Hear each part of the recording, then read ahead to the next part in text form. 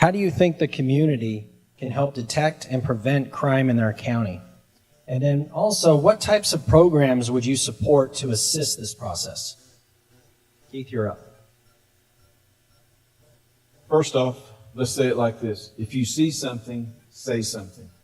It's really important that the community is also the police in a roundabout sort of way, because they're the first lines of defense. They're the ones that call us and tell us, there's something going on in my community. There's something going on in my neighborhood, and I need somebody to come respond to it. One of the other things that we have to be is very proactive in the way that we conduct law enforcement business.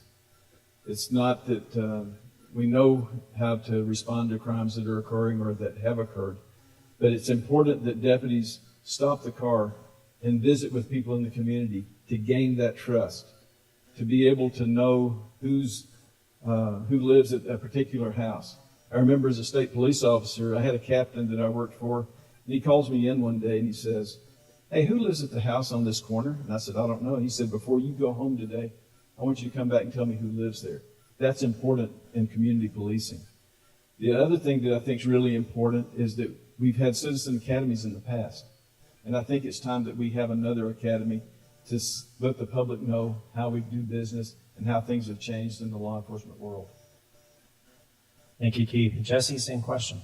That last part is very important. The Citizens Academy is something I wanted to implement, and just to build the camaraderie and the rapport between the citizens and the deputies, and at the same time educate the public on what to look for and what to report and how to report it.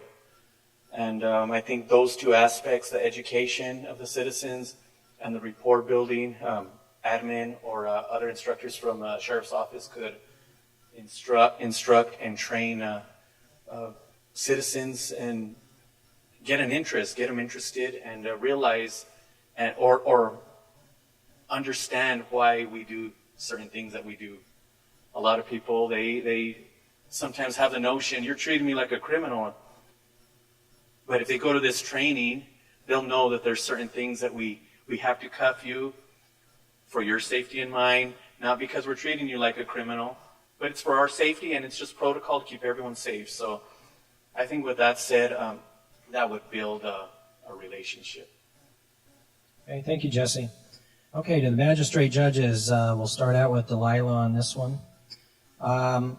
For this question is, do you think being a judge in 2018 has changed in the past 20 years? If so, how? Well, I think the basic fundamentals of being a judge hasn't changed. We still have to apply the applicable laws the way they're given to us. We don't make them, we just have to abide by them. But I believe that the biggest issue and the biggest change, if you will, is technology. Technology has really raised the quality of discovery and evidence that we as judges actually receive. It's also brought with it transparency to the court and accountability, which everyone can appreciate. We don't have the days of waiting for mailings and waiting 5 days for something to get to a certain place or back to the court. Now you just have the click of the button, which is very convenient. But at the same time, it raises the level of expectations for the average person.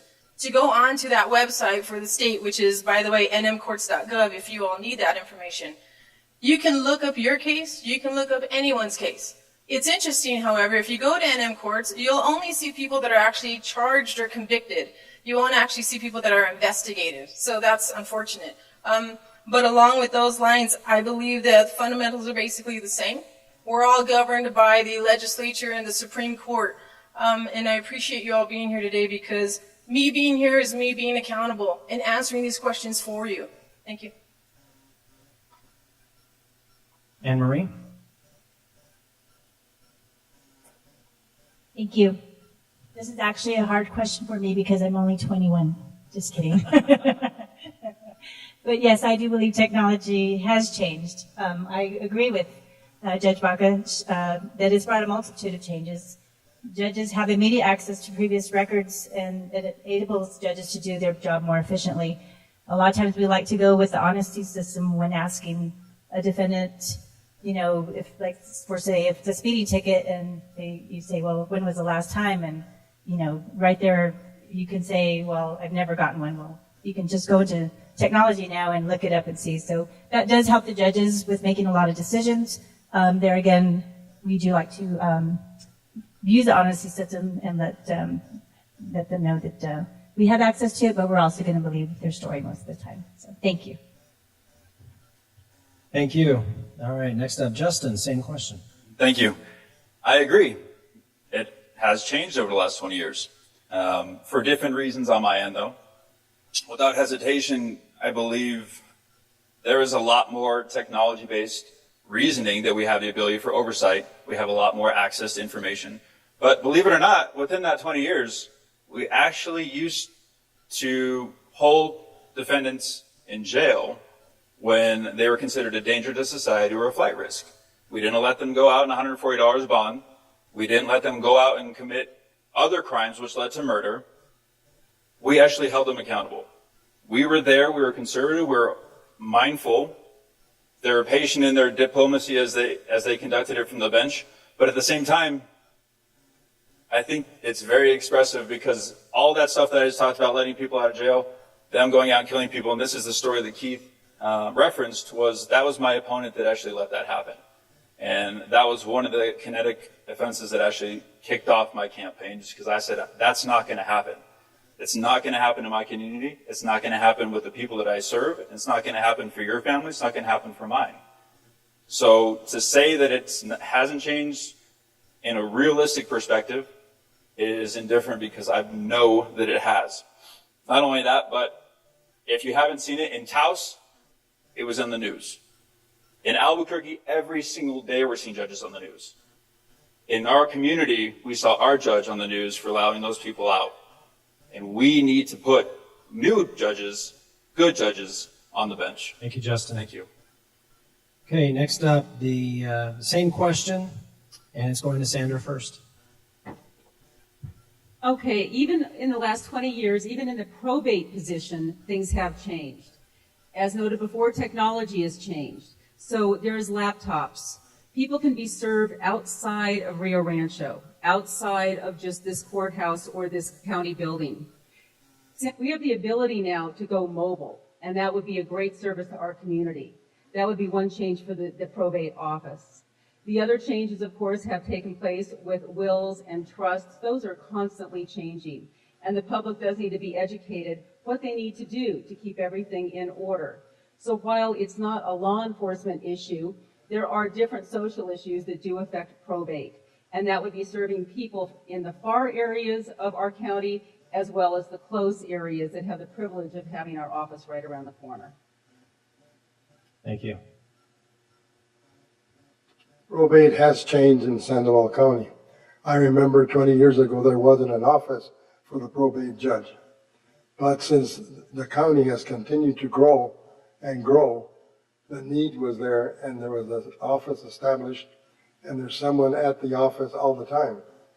Now, the number of people that are moving in have made the probate office more of a need. But again, I think it goes back to educating the general public on how you can avoid the process and not have to go to the probate court. And if there's disputes in the probates or among families, those are settled in district court, not in probate court. Thank you. Thank you. Okay. Thank you so much for answering those questions. We're going to go right into closing statements from each of you.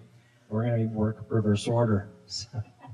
We're going to start off with Sandra and work our way back. So Sandra, closing statements, please. Well, thank you all for coming today, and thank you to the Chamber and NAOP. I know this is going to be on YouTube, and they're going to be streaming it. I think they're streaming it live. So if you have family or friends that could not get here tonight, please make sure they watch and look at all the candidates. Make informed choices on who you're voting for. And I'm asking for your vote for Sandoval County Probate Judge. As was stated, there is somebody in the office at all times, but the probate judge needs to be in the office at all times. And I pledge to serve this county and be dedicated to it and be that person that can be counted on to be a community team player with everybody here all the way north of Cuba, all the way to Albuquerque. Thank you. Thank you, Sandra. Charles, final statement? My final statement is that I've served before. I'm willing to serve again. So I ask for your support and your vote on November the 6th. Si me dan su apoyo y su voto, podré ser juez de pruebas otra vez por el condado de Sandoval. Sandoval County needs the process, and I'm willing to serve that area. So I appreciate your support and your vote. Thank you. From the magistrate judges, we'll start off with Justin. Again, thank you for standing up tonight and being a part of our community. I think it's important. I think this is what makes a difference in our community. Robert Kennedy said, every time a man stands up for an ideal, acts out to improve the lot of others, or strikes out against injustice, he sends forth a tiny ripple of hope and crossing each other from a million different centers of energy, daring those ripples to build a current that will sweep across the mightiest walls of oppression and resistance. He said that over 50 years ago. And I believe I am that tiny ripple of hope our community needs. I am a guardian of justice. And I ask you now, stand up with me, representing one community, as one nation, under God, indivisible, with liberty and justice for you, justice for all, and Justin Garcia for Sandoval County Magistrate Judge in Division 3. I thank you. Thank you, Justin. All right, Anne Marie. I would like to thank the Rio Rancho Chamber of Commerce and the NAIP, and everyone in attendance for giving me the opportunity to express my thoughts as a candidate. Remember, your vote counts, and I would greatly appreciate you taking the time to exercise that right. Sandoval County Magistrate Court has 3 division judges, all 3 of which are elected by Sandoval County voters. I have extensive legal and judicial experience. I'm honest, fair, hardworking, and very respectful. If I am elected as your judge, I will continue to work hard for you. Early voting has started at the Sandoval County Administration Building, and on October 20th, which is this Saturday, it will open to all the early voting polling places. I would greatly appreciate your vote and your support. My name is Anne Marie Maxwell Chavez. It would be an honor and a privilege to serve as Sandoval County Magistrate Judge, Division 1. Thank you. Thank you, Anne Marie. Delilah? So, in closing, I don't have any special anecdotes or phrases, but who I'd like to reference is John Madden. It's easy to play Monday night quarterback. It's different when you're on the bench. It's different when you have to abide by the constitutions that you as a citizen has actually passed for New Mexico. It's difficult to abide by all that information and still keep the integrity of your moral and ethical character. It's easy to play Monday night quarterback. It's difficult to make those decisions every day, which I do, and which I've done the last 12 years. I'm going to play on some information that my opponent actually brought up. He keeps talking about protecting and serving the public. I'm going to go one step further and say, I also protect the public. I protect their constitutional rights. I serve the public. I've been doing that for the last 12 years as a public servant. But I will go one step further and say, I preserve everyone's constitutional rights, everyone's integrity that comes in front of me. Every decision I make, I don't demean anyone.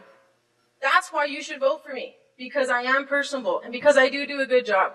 My name is Delilah Montano Baca, and I would appreciate your continued support and your vote. Thank you. Thank you, Delilah. Okay, Keith, the final closing statements. Why should they be voting for you for sheriff? First off, thank you to the Chamber and NIAP for putting this forum on, and thank you for those that attended. I want to let you know that I've dedicated my professional life to personal development as a law enforcement officer. I hold a command level certification from the Law Enforcement Academy.